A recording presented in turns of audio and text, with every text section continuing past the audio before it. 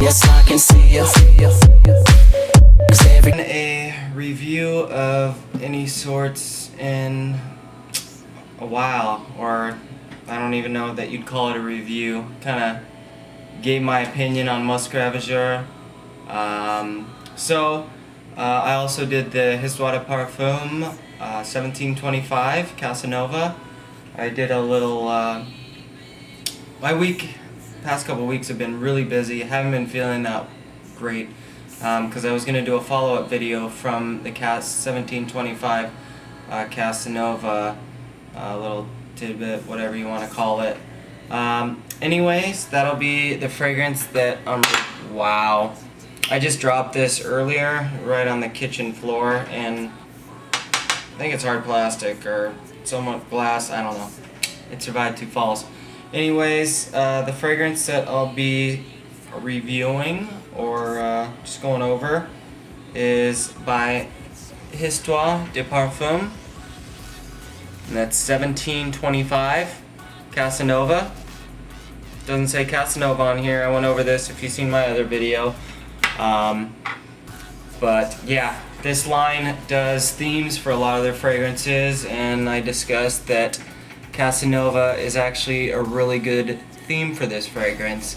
I believe it's classified as masculine. I'm not 100% sure, but it's definitely unisex, and I made the point that Casanova wasn't some big, I believe I said brute force,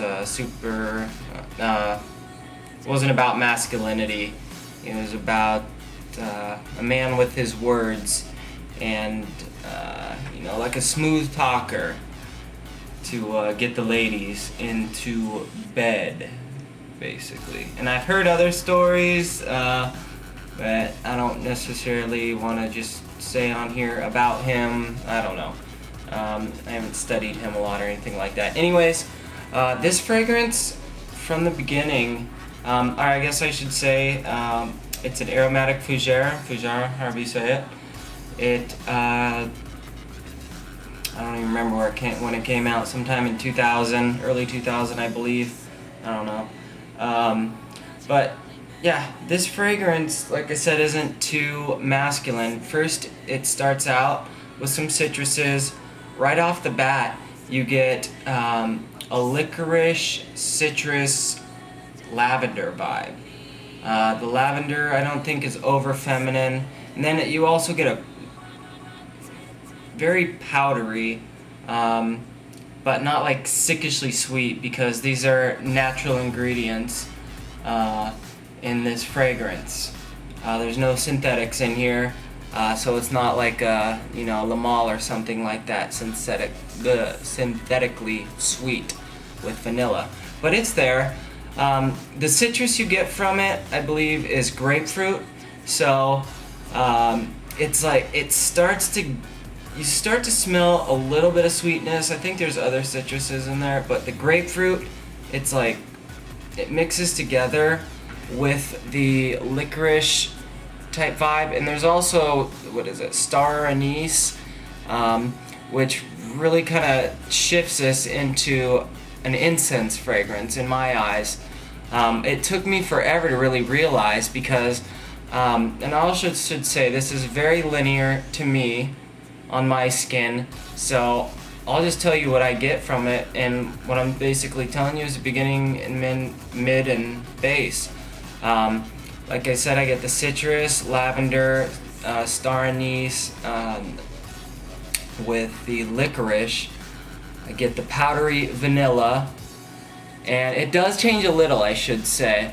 It's a very pleasant smell, and like I was saying, it took me forever to realize what I was smelling, and what I smelled off the bat was something very familiar.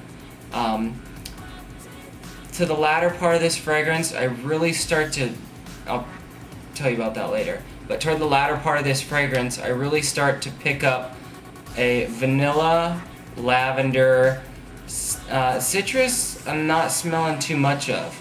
I'm smelling lavender, vanilla, that powderness from it, little spice. You got the spice from the anise, and I guess star anise is stronger or something like that. But sorry guys, I'm lagging here. Toward the end of this fragrance, I get a really rich, creamy, or rather than creamy, I guess you could say that. It's like a milky almond, and I believe almond actually is one of the notes. So you get like a milky almond. It almost tastes, smells like something that you could maybe drink, but then there's the lavender and some other stuff in there that you definitely wouldn't want to taste. And this smell comes together. It smells like the most, I don't want to say the most fabulous. It smells like it could be an incense in a very expensive or high-end establishment. Or maybe a seriously high-end smoke shop, something like that. But I don't want you to think those cheap, chintzy smells. Not that those incense are bad for anyone who's into it. But yeah, I just get a really rich, creamy, or milky, almondy vanilla with lavender wrapped around that. That lavender wrapped around it also, I want to say, with the licorice type smell. So it smells really nice. For this fragrance, I would recommend the cooler months for it. It is heavier. I wouldn't necessarily say gourmand qualities, but the milkiness and the almond is a nice, very nice touch to it.